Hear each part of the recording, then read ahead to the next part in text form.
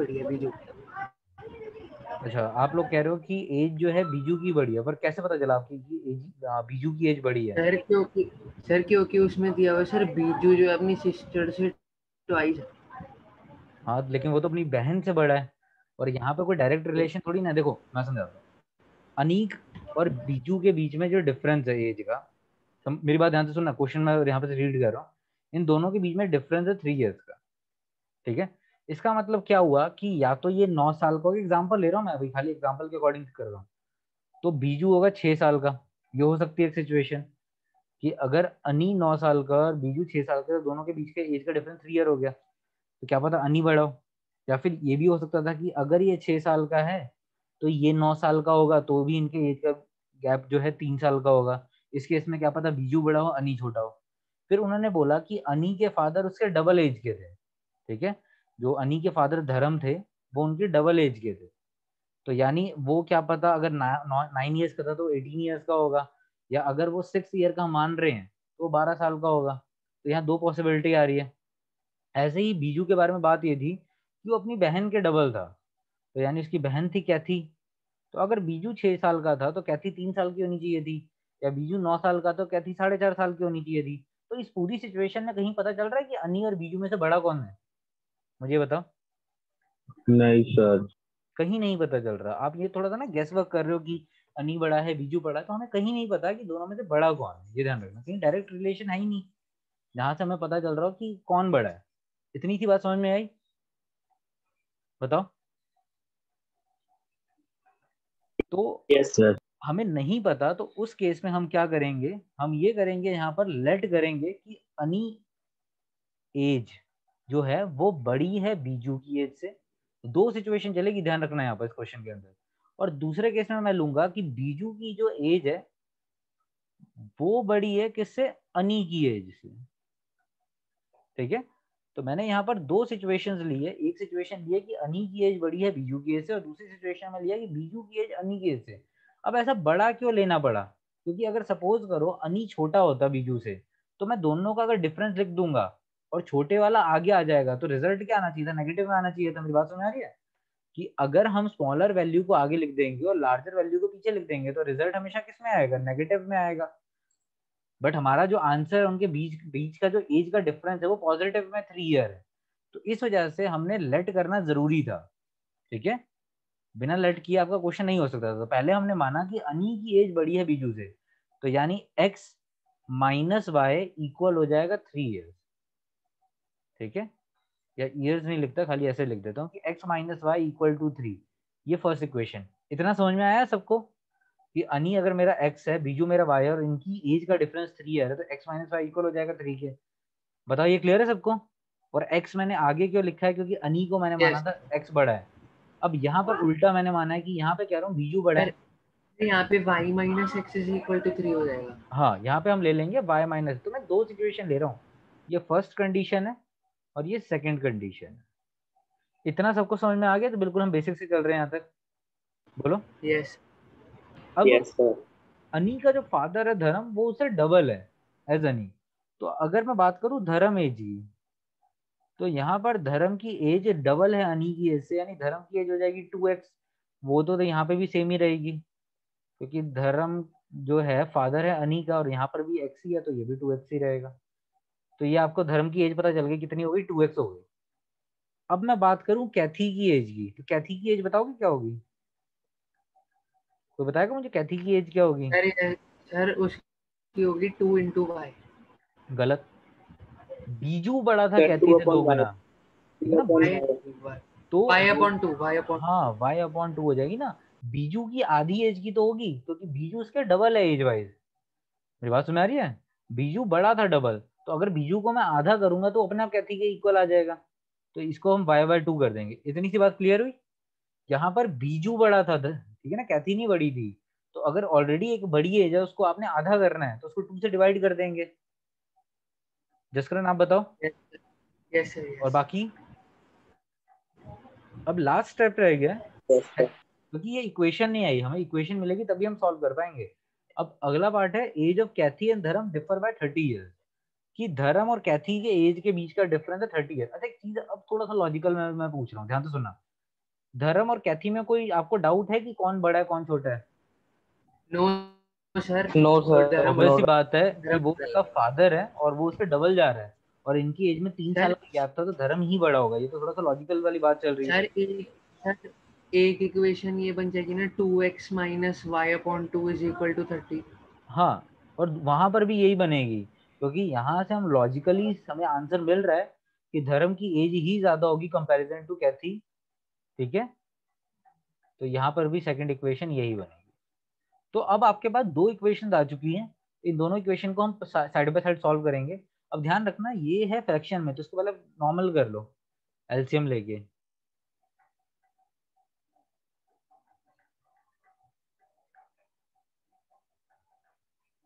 ठीक है, यहाँ पे मैंने एलसीएम लिया, तो एलसीएम लेने के बाद जो आपके पास इक्वेशन आ रही है वो आ रही है 60। तो बेटर है इसको इक्वेशन 2 दो, ऊपर मत दो। अब इसको सॉल्व करो जल्दी से, अब जिसको नोट करना है नोट कर लो। ठीक है, और सेम यहाँ पर भी अगर आप एलसीएम लोगे तो मैं डायरेक्टली लिख लेता हूँ 4x minus y equal to 60 आ जाएगा। इसको सेकंड इक्वेशन में ले रहे हैं।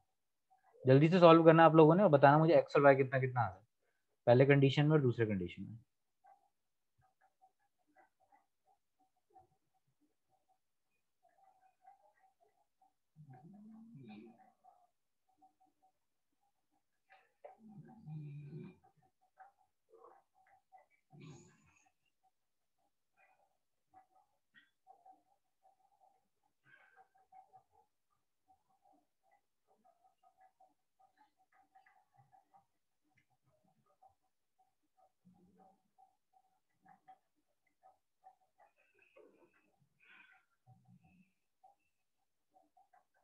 अगर y/2 कैसे आया? कैथी की एज थी कितनी? y/, देखो अब ऐसे समझो,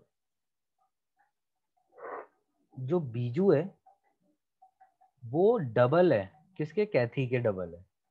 तो बीजू अगर मैंने y लिया था, ठीक है ना, तो कैथी क्या होगी? उसका आधा होगी, तो कैथी हो जाएगी कितनी? y/2। ठीक है ना, बीजू सर हमें दोनों केसेस में निकाल लेना है एक्स हाँ और दोनों वाई। हाँ दोनों तरफ से सॉल्व करना है। ठीक है ना, बाकी गर्व मैं आपको ये समझा रहा था, देखो यहाँ पर क्या कह रहा था कि बीजू की एज जो है डबल है।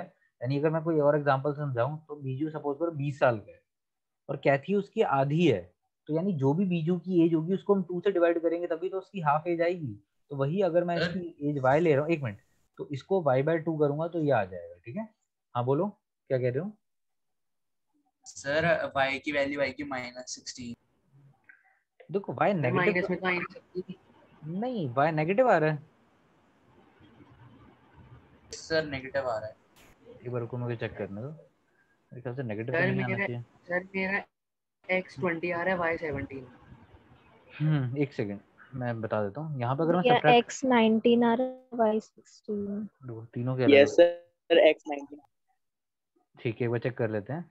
तो मैंने दोनों इक्वेशन को सब्ट्रैक्ट करा, सब्ट्रैक्शन में साइन चेंज हो जाता है, तो पॉजिटिव नेगेटिव। अब यहाँ पर जो आंसर आ रहा है वो आ रहा है -3x, ये कट गया यहाँ पर, और ये आ जाएगा कितना? -57। ठीक है, तो 57 को अगर आप 3 से डिवाइड करोगे तो 3 वन 3, 3 9 27, तो x तो आ रहा है 19 आ रहा है, यानी यहाँ पे अनी की एज आ रही है 19। और इसको अगर मैं सब्स्टिट्यूट कर दूं ऊपर, put equation a in equation 1, तो 19 माइनस वाई इक्वल टू 3, तो ये आ जाएगा आपका 19 माइनस 3, 16 आ रहा है। ठीक है, जिन्होंने x19 और y16 बोलते को पॉजिटिव ही आ रहा है दोनों। ठीक है, x19 आ रहा है y16, इसका मतलब क्या हुआ कि पहले कंडीशन के अकॉर्डिंग हमें अनी की एज मिल गई कि अनी की जो प्रेजेंट एज है वो है 19 ईयर्स, और बीजू की जो प्रेजेंट एज है वो आ गई 16 ईयर्स। अब मैं आपसे यस पूछता हूँ धर्म की एज क्या होगी फिर? सर, धर्म, धर्म की एज हो जाएगी 38। क्योंकि वो क्या है, अनी की एज का डबल था, तो 2 इंटू यस सर, और 19 करा कैथी 38, की वो बीजू की एज का आधा थी, 16/2 यानी 8। बाकी गर्व आपको समझ में आया y/2 क्यों करा मैंने? Yes sir. ठीक है, अभी एक बार जल्दी से दूसरी क्वेश्चन सॉल्व करो।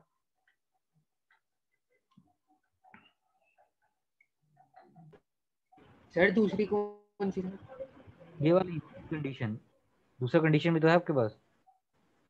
y minus x. हाँ ये वाला। भैया इसमें x21 है y24 है। सर पर हमारी तो सर सब चीज निकल गई, तो सर हम सेकंड सर ना सॉल्व करें सर आपके पास दोबारा। जितनी भी कंडीशन होगी हर कंडीशन को सॉल्व करना पड़ेगा, क्योंकि आपके पास एक फिक्स्ड आंसर नहीं आएगा जब तक आप श्योर नहीं हो। और यहाँ पर हम श्योर नहीं थे, तो यहाँ पर भी आपके दो आंसर निकलेंगे। चाहे पीछे भी चेक कर लो आप अपने आंसर, वहां पर भी दो ऑप्शन दे रखे होंगे, ठीक है ना। देखो जब तक हमारे पास कंडीशन फिक्स्ड होती है ना, तो हम फिक्स कंडीशन के अकॉर्डिंग आंसर करते हैं, पर यहाँ पर कंडीशन फिक्स नहीं थी। आपको कहीं भी नहीं बताया गया था कि अनी बड़ा है या बीजू, तो इस वजह से दो कंडीशन आई और हमें दोनों कंडीशंस को आंसर करना जरूरी है, ठीक है ना। तो इसको भी सॉल्व करना जरूरी है। तो अभी आंसर हमारे पास आ गए हैं, एक बार चेक कर लेते हैं। तो यहाँ पर मैं ऐड कर देता हूँ।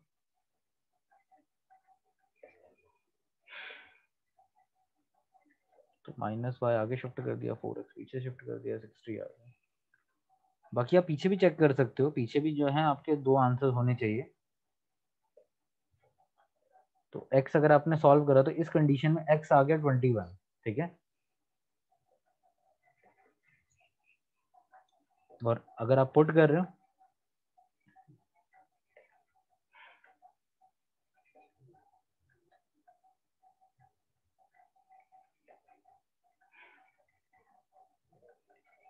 तो 21 + 3 24 आ गया।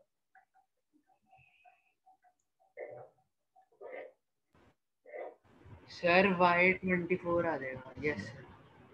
ठीक है। तो इस केस में अब अगर हम बात करें अनी की, तो अनी मेरा आया है कितना, 21 ईयर्स का। सर अन्नी की 24 हो गई और बीजू की 20, नहीं अन्नी की 21, बीजू की 24। हाँ गुड। और धर्म की एज क्या हो जाएगी, धर्म की इसमें धर्म की एज हो जाएगी 42 और कैथी की एज हो जाएगी 12। और कैथी बीजू का आदत, वैसे तो उसने खाली अनी और बीजू ही पूछा था। सर ऐसे डिफरेंट आ सकता है आंसर? हाँ बच्चे आ सकते हैं, दो तीन ऑप्शन आ सकते हैं आंसर। अभी आप क्वाड्रेटिक इक्वेशन जब चैप्टर करोगे ना, तो वहां पे भी दो दो आंसर्स निकलेंगे, ठीक है ना। जो क्वाड्रेटिक इक्वेशन हम चैप्टर करेंगे वहां पर भी आप देखोगे आपके जो है एक सिचुएशन के दो आंसर्स आएंगे। तो आ सकते हैं दो आंसर। देखो दो आंसर कोई गलत नहीं होता, दो आंसर का मतलब ये होता है या तो ये होगा या ये होगा, या दोनों हो सकते हैं, ठीक है। अब उन दोनों में से कौन सा होगा, उसके लिए आपको कोई उन्होंने तीसरी कंडीशन दे रखी होगी तो निकल सकता है, पर यहाँ पे कोई कंडीशन नहीं थी। जैसे लास्ट में वो लिख देता, जैसे सपोज करो अगर हमें लास्ट में अपना आंसर श्योर करना होता तो क्वेश्चन में वो चीज मेंशन करता कि अनी की एज जो है वो 21 नहीं होगी, ठीक है। इस तरीके से बोल देता वो क्वेश्चन के अंदर लास्ट में। तो ऑब्वियस ही बात है कि अगर अनी की एज 21 नहीं होगी तो इसका मतलब ये पूरी कंडीशन आपकी गलत हो गई, तो आपका जो रियल आंसर था ये होना चाहिए था। पर वही बता रहा हूँ, यहाँ पर जब दे रखी होगी कंडीशन तब अपने आंसर में से आप क्या जस्टिफाई कर सकते हो कि मेरा ये सही है वो गलत है। पर ऐसा कुछ जस्टिफिकेशन नहीं देने की जरूरत, क्योंकि आपको कोई ऐसा उन्होंने कंडीशन ही नहीं दी है। तो यहाँ पर हमारे दोनों आंसर वैलिड होंगे। तो दो आंसर आ रहे हैं, पहले कंडीशन में आंसर आ रहा है अनी 19 बीजू 16, और सेकंड कंडीशन में अनी 21 बीजू 24, सिंपल आंसर, ठीक है। और क्वाड्रेटिक इक्वेशन जब आप करोगे तो वहां पे देखोगे कि एक कंडीशन के दो आंसर हो सकते हैं, ऐसा कोई दिक्कत नहीं है। यहाँ तक समझ में आ गया सबको? Yes sir. Yes sir. ठीक है। तो बहुत अच्छा क्वेश्चन है ये। और ध्यान रखना ऑप्शनल में से जो है क्वेश्चंस आते ही आते हैं, तो ऑप्शन आपको अच्छे से करनी है। तो ऑप्शन में कोई ज्यादा क्वेश्चन होते नहीं है, सिलेक्टिव है तो बेटर है कि उन सिलेक्टिव पार्ट को आप अच्छे से करो। अब ऐसे ही क्वेश्चन है आपका सेकंड, बहुत इंटरेस्टिंग है, पूरा लैंग्वेज बेस्ड क्वेश्चन और बहुत इजी भी है। जिन्होंने लैंग्वेज इस क्वेश्चन की जो है पकड़ ली वो क्वेश्चन बहुत इजीली कर लेंगे। तो जल्दी से रीड करो question, question number second read करना, ट्राई करना। और आधे लोग तो हिंट पढ़ लिया होगा, बाकी चलो कोई नहीं, करो दो ट्राई।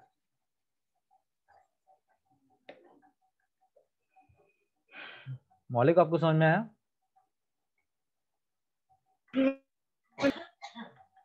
ठीक है। खुशहाल आपको? यस। ठीक है। किसी को भी कोई डाउट हो तो आप पूछ लिया करो, ठीक है।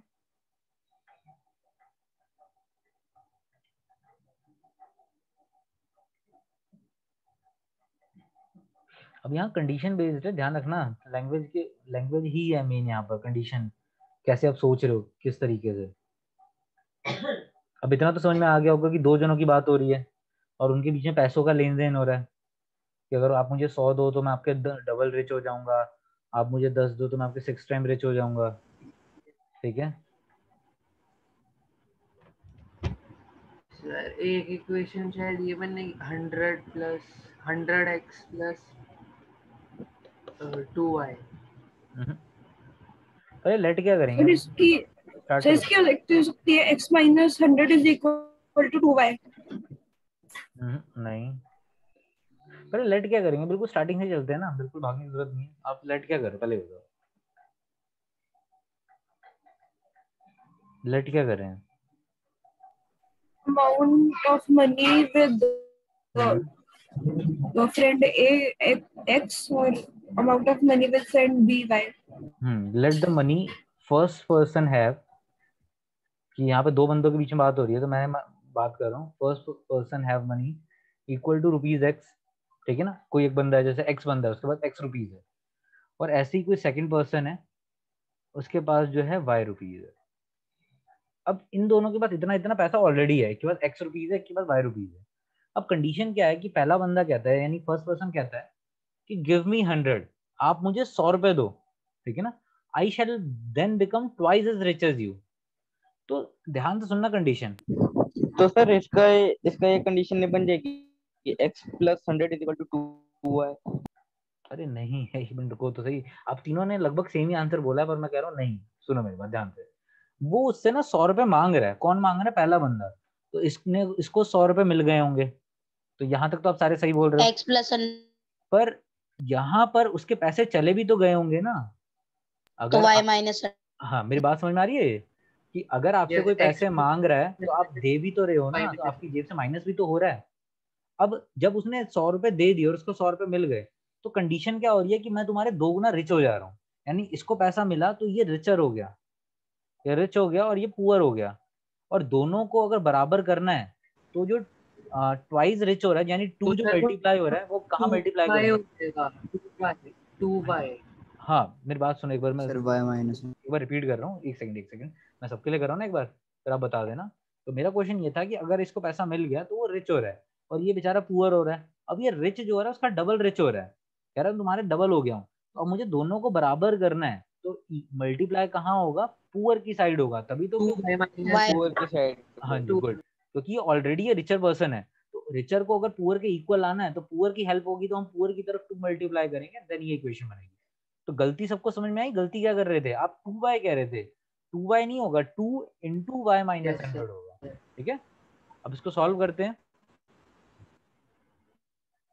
तो सर एक इक्वेशन ये बन जाएगी x plus 2y is equal to 200, x minus 2y, ठीक है ना, और माइनस 200 माइनस 100 कर दिया, तो इक्वेशन आ रही है x minus 2y equal to minus 300। ये इक्वेशन बन रही है जस्ट करें, ठीक है। अब ऐसे ही एक बार अगला ट्राई करो। Okay.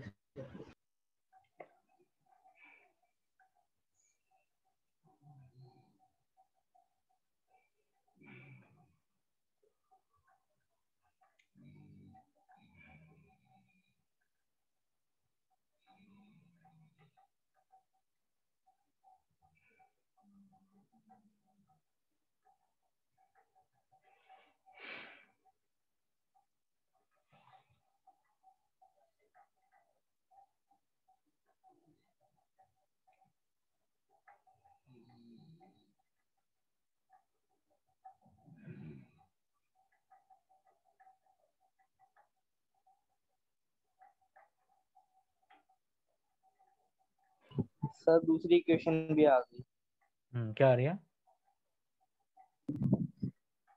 Sir y minus 6x is equal to minus 70। Sir x minus 6y equals to minus 70। चलो ठीक है, एक बार मैं बनाता हूँ फिर चेक कर लेता हूँ। अब यहाँ पर वही दोनों के पैसे हम बराबर कर रहे हैं, तो उसने कहा दूसरे पर्सन ने कि आप मुझे 10 रुपए दो, ठीक है ना। तो उसको 10 रुपए मिल गए, तो इसके 10 रुपए कम हो गए होंगे, तो मैं आपके 6 टाइम रिचर हो जाऊंगा। यानी अब ये रिचर हो गया तो ये पुअर हो गया, तो 6 इधर मल्टीप्लाई कर देंगे, इतना तो सबने सेम करा होगा, ठीक है ना। ये सेकंड पर्सन है, देखो द अदर रिप्लाई, दूसरा पर्सन बोल रहा है, तो यहाँ आ जाएगा ये, और अगर आप ढंग से थोड़ा सा अरेंजमेंट करते हो तो 6x माइनस वाई 10 प्लस 60। अगर किसी को डाउट है इस इक्वेशन में तो आप पूछ लो, ठीक है, मैं रिपीट कर दूंगा।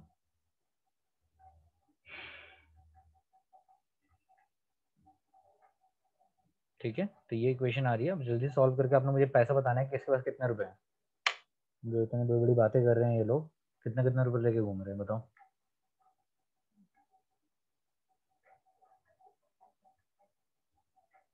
वैसे आपको क्या लग रहा है पैसा किसके पास ज्यादा है, एक्स के पास सर ज्यादा मेरे है को सर वाई के पास सेकंड ज्यादा है? इक्वेशन नहीं समझ आई कैसे। कौन सी इक्वेशन समझ में नहीं आया ना? Sir second. सेकंड में देखो ना क्या कह रहा है, अदर रिप्लाईज। अब दूसरा पर्सन कह रहा है इफ यू गिव मी 10, आप मुझे 10 रुपए दो, यानी मैंने दूसरे को 10 रुपए दे दिए, प्लस 10 कर दिया वाई की तरफ। तो अगर दूसरे को प्लस करा है तो हमें पहले को माइनस करना पड़ेगा, क्योंकि पहले वाले ने अपनी जेब से निकाल के पैसा दिया है। ठीक है, तो I shall be as rich as you, तो सर उसका 6 क्यों गया? 6 इसलिए करा क्योंकि अब इसको पैसा मिल चुका है तो ये रिच हो चुका है, और ये आपका पुअर है। और रिच और पुअर को इक्वल करने के लिए जो 6 मल्टीप्लाई करेंगे वो हम पुअर की साइड ही तो करेंगे। बात सुना रही है? Okay sir. ठीक है ना, हमेशा जब भी यस इक्वेट सर। करना होता है तो हमेशा हम जो है स्मॉलेस्ट साइड की तरफ मल्टीप्लाई या प्लस करते हैं। ये ध्यान रखना, कभी इक्वेट करेंगे तो स्मॉलेस्ट, क्योंकि ऑलरेडी वो 6 टाइम है, तो अगर मैं 6 इधर ही मल्टीप्लाई कर दूंगा तो ये उसके और 6 टाइम बड़ा हो जाएगा, हमें तो बराबर करना है। तो हम पुअर की साइड पे 6 टाइम मल्टीप्लाई करेंगे। Sir x okay sir. बोलो एक्स कितना आ रहा है प्रियांश? सर सर मेरे वाई को 170 आ रहा है। ओके, और एक्स बताओ जल्दी से। X40।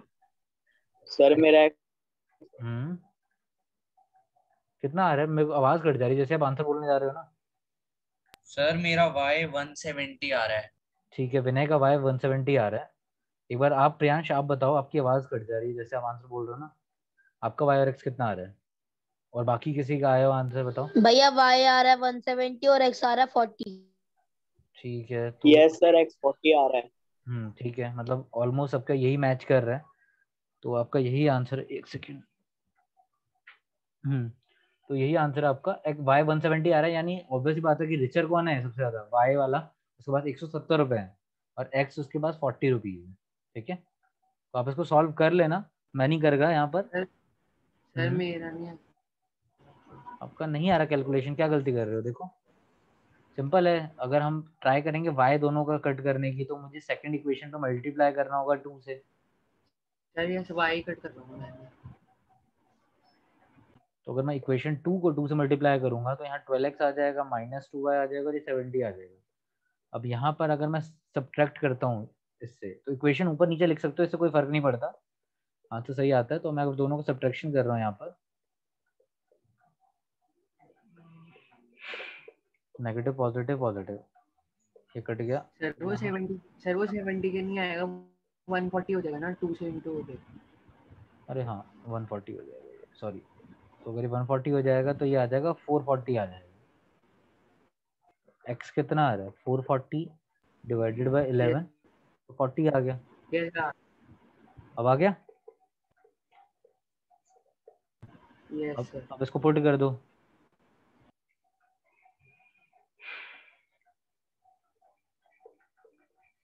तो इक्वेशन को इक्वेशन 1 में अगर मैं पुट कर रहा हूँ तो 40 minus 2y equal to minus 300, तो ये इधर जाके हो जाएगा पॉजिटिव, रिजल्ट आ जाएगा आपका कितना, 170 कितना आएगा ये 2, 170।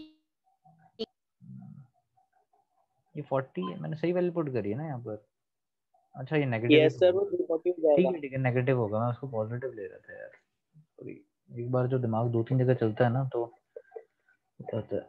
ये आ रहा है 2 340 होता है। अब माइनस से माइनस अब कैंसिल कर सकते हो, 340 अपॉन 2 करा तो भाई आ गया 170। तो यही आप लोगों का आंसर आ रहा है, वेरी गुड, बिल्कुल ठीक आंसर आ रहा है। ठीक है, अब हम बात कर रहे हैं थर्ड क्वेश्चन की। तो थर्ड वाला क्वेश्चन हमने ट्रेन और बस वाला ऐसा कुछ करा था पीछे, एक बार ट्राई करना है आप लोगों ने, वैसा सही है। ठीक है, बट थोड़ा सा डिफरेंट है, पर होगा ये टाइम के फॉर्मूले से, याद रखना।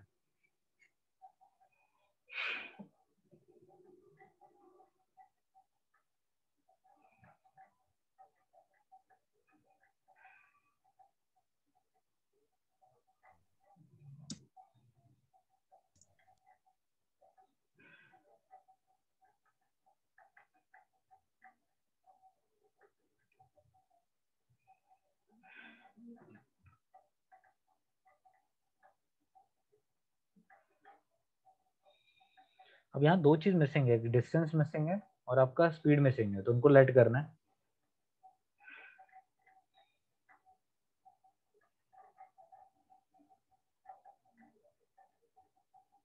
तो पहले आप खुद से ही ट्राई करो कि डिस्टेंस को लेंगे, स्पीड को लेंगे, टाइम को लेंगे, और यहाँ पे कंफ्यूजन रह जाएगी।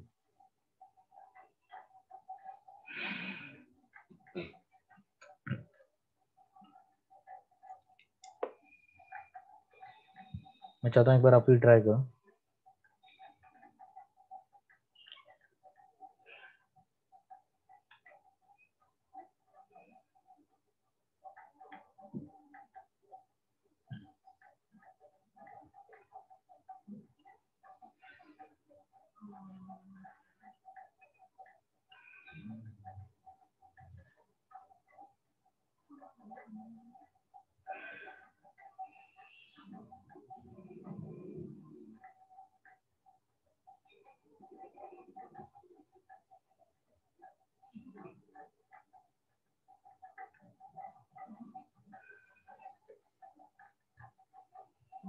और बाकी क्यों नहीं कैमरा ऑन कर रहे अपना?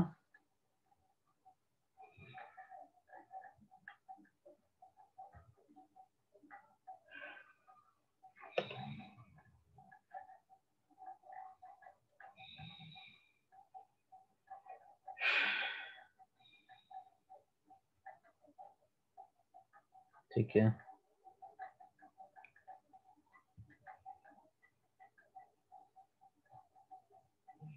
टाइम को लेता हूँ, टाइम। चलो देखते हैं एक बार, करते हैं स्टार्ट। तो यहाँ पर अगर आप क्वेश्चन पढ़ रहे हो ना, तो यहाँ पे कह रहा है कि एक सर्टेन डिस्टेंस हम ट्रेवल कर रहे हैं, तो डिस्टेंस तो हमें निकालना ही है। अगर आप देखो यहाँ पर डिस्टेंस निकालना है, ठीक है। तो डिस्टेंस, एक सेकेंड, मैं एक छोटा तरीका देख रहा हूँ जिससे मैं इजीली कर पाऊँ। एक सेकेंड दो मुझे बस। Certain distance eight uniform speed, distance जो है स्पीड इसकी हम बढ़ा रहे हैं 10, वो तो मैं x ले लूँगा, x + 10।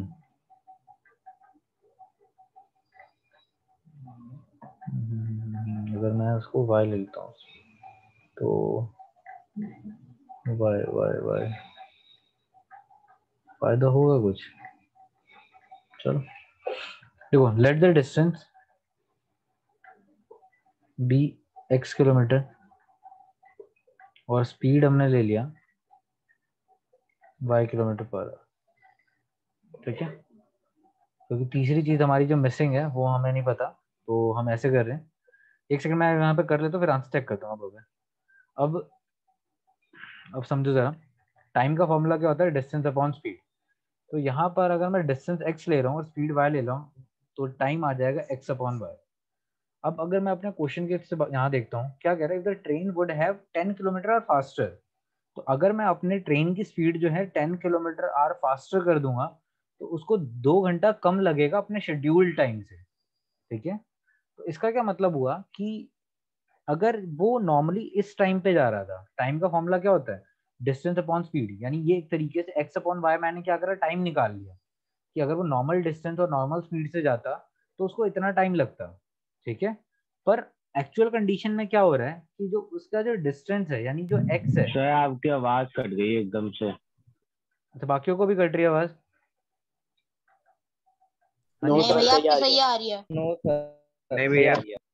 चलो देखो, कोई नहीं, यहाँ पर मैं बता रहा हूँ कि मैंने ये क्या लिखा, x अपॉन y, ये मेरा है टाइम, ठीक है ना। मैंने क्योंकि टाइम का फॉर्मूला लगाया, तो मैं कह रहा हूँ कि ये मेरा नॉर्मल टाइम होना चाहिए था। पर हुआ क्या कि डिस्टेंस तो उतना ही था, x था, पर आपकी जो स्पीड है वो कह रहा है 10 किलोमीटर पर आवर से बढ़ गई है, ठीक है। तो हमारी जो स्पीड है वो 10 किलोमीटर आवर से बढ़ गई, इस वजह से मैंने y में 10 को प्लस कर दिया। और इससे फर्क क्या पड़ा? फर्क ये पड़ा कि जो मेरा क्या था, जो शेड्यूल टाइम है वो 2 घंटे कम लग रहे हैं, ठीक है। तो अगर वो 2 घंटे कम लग रहे हैं, तो जो नॉर्मल टाइम से मुझे क्या करना पड़ेगा, 2 को माइनस करना पड़ेगा। ये बताओ, समझ में आया? Yes sir. ठीक है। Yes, sir. मैं एक बार दोबारा रिपीट कर देता हूँ, ध्यान देना यहाँ पर कि यहाँ पर जो है हम टाइम से कंपैरिजन कर रहे हैं, तो टाइम का फॉर्मूला होता है डिस्टेंस अपॉन स्पीड यानी x अपॉन y। तो ये था नॉर्मल, ठीक है, बट नॉर्मल कंडीशन नहीं हो रहा है यहाँ पे। वो कह रहा है कि डिस्टेंस तो x ही है पर आपकी स्पीड को बढ़ा दिया है। तो अगर आपकी स्पीड को बढ़ा दिया है तो इससे होगा क्या, यहाँ पर आपकी टाइम पहले से कम लग रहा है, तो यानी जो नॉर्मल टाइम था उससे कितना कम लग रहा है, 2 घंटे कम लग रहे हैं। तो इस वजह से नॉर्मल टाइम पे हमने 2 को माइनस कर दिया। तो ये आपकी इक्वेशन बन रही है। अब एक बार इस इक्वेशन को सॉल्व करते हैं, ठीक है। इस इक्वेशन को अगर हम सॉल्व करके एक क्वाड्रेटिक वो बनाने की कोशिश करें तो यहाँ पे एलसीएम लेना पड़ेगा।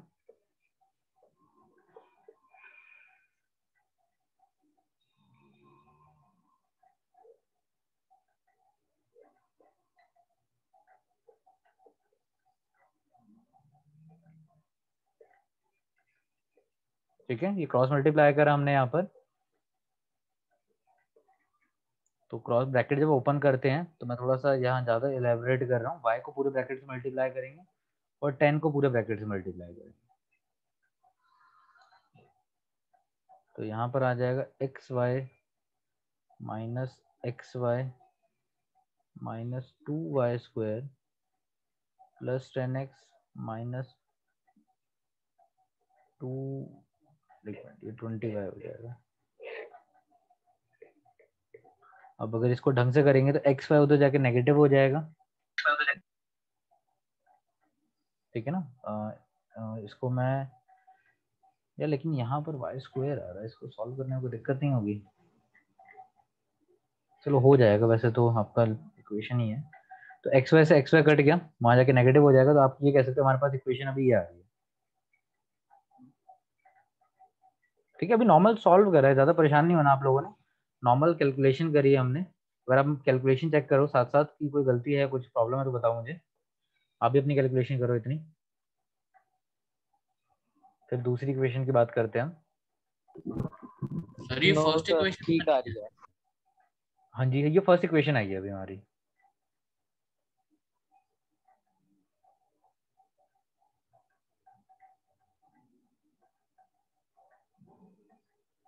एक मिनट यार, मैं इतनी बड़ी इक्वेशन बना क्यों रहा हूँ, एक सेकंड दो मुझे, आप तब तक इसको नोट करो। सर मैंने ना तो अंदर क्वेश्चन निकाली, उसके अंदर मेरी x अपॉन y वाली टर्म सेम आ रही है, तो तुम उसको माइनस करो तो आ रहा है मेरा x upon y by 10 minus x upon y minus 10 is equal to -5। मतलब आप क्या कह रहे हो कि दूसरी इक्वेशन सेम आ रही है इसके जैसे? सर ना बिल्कुल सेम नहीं आ रही है, बस हाँ मतलब ये वो आ रही सॉल्व तो हो है जाएगी, x अपॉन, हाँ मतलब सॉल्व तो हो जाएगी, पर मैं सोच रहा हूँ कि इतना बड़ा करने का ना फायदा नहीं है। मैं वही चीज सोच रहा हूँ, इसको कोई तरीका है इससे मैं छोटा कर सकूं। तो एक तरीका तो यह है कि यहाँ पर भी लेकिन एक्स वाई आ रहा है, अगर मैं डिस्टेंस ना लेट करके खाली स्पीड और टाइम लेट करूँ ना तो भी देखो मैं आपको ना सारी पॉसिबिलिटीज बता के चलता हूँ। एक तरीका तो ये है जो अभी हमने करा, गलत तो ये भी नहीं है। एक तरीका और है, समझो जरा, कंफ्यूज नहीं होना। देखो मैं आपको जब भी क्वेश्चन कराता हूँ 2-3 मेथड बताता हूँ, तो आपको हर मेथड पता होना चाहिए, ये ना हो कि सिर्फ इसी मेथड से क्यों करा। एक मेथड ये है कि हम ऐसा भी कर सकते थे इस क्वेश्चन में कि लेट करते डिस्टेंस को ना लेट करके हम लेट करते किसको, स्पीड को। स्पीड को हमने लेट करा x किलोमीटर पर आवर और टाइम ले लिया हमने y आवर, ठीक है। एक तरीका ये भी था करने का। अब यहाँ पर जो फॉर्मूला लगाऊंगा मैं डिस्टेंस का लगा रहा हूँ, तो डिस्टेंस का फॉर्मूला होता है स्पीड इनटू टाइम, ठीक है। तो यहाँ पे फंस जाते हैं, तो एक सेकेंड, x इंटू वाई, ठीक है ना, ये होता है डिस्टेंस का फॉर्मूला स्पीड इनटू टाइम। तो अगर मैं यहाँ पे कर रहा हूँ तो ये x इंटू वाई, तो डिस्टेंस आ रहा है एक्स वाई, ठीक है। अब उसके बाद हमें कंपैरिजन करना है, टाइम के अकॉर्डिंग कंपैरिजन कर रहा है कि वो कह रहा है कि पहले आपको जो टाइम लगता था कितना लग रहा था y, अब आपको 2 घंटे कम लग रहे हैं। क्यों? क्योंकि आपने क्या करा है, आपका जो डिस्टेंस था उसके अकॉर्डिंग अपनी स्पीड को जो है बढ़ा दिया है। कितना बढ़ा दिया है? 10 किलोमीटर आवर बढ़ा दिया है। तो ये समझ में आया ये क्या हुआ है यहाँ पर हमने क्या करा है, स्पीड को लेट करा यस x, टाइम को लेट करा y, तो हमने डिस्टेंस का फॉर्मूला लगाया। डिस्टेंस का फॉर्मूला हमने पुट करा तो डिस्टेंस आ गया x इंटू वाई, ठीक है, ये आपका डिस्टेंस आ गया। अब जो हमारे पास जो इन्फॉर्मेशन दे रखी थी वो ये दे रखी थी कि आपके 2 घंटे कम हो जाएंगे, यानी टाइम आपका पहले y था y r, तो 2 घंटे कम हो जाएंगे। 2 घंटे कैसे कम हो जाएंगे कि अगर आप अपनी स्पीड को बढ़ा रहे हो, तो यहाँ पर भी देखो टाइम का ही फॉर्मूला लगा है। टाइम का फॉर्मूला क्या था? Distance upon speed. तो डिस्टेंस हमने ऊपर वैल्यू निकाल ली थी जो कि आ रही थी एक्स वाई, तो मैंने यहाँ पर एक्स वाई पुट कर दिया और स्पीड जो मेरा एक्स था, ठीक है ना, उस पर मैंने 10 को ऐड कर दिया जैसे पहले किया था, यही सिचुएशन जहाँ पे मैंने ये करा था। तो ये बन गया। अब इसको अगर आप सॉल्व करोगे ना, यहाँ पर क्रॉस मल्टीप्लाई करो,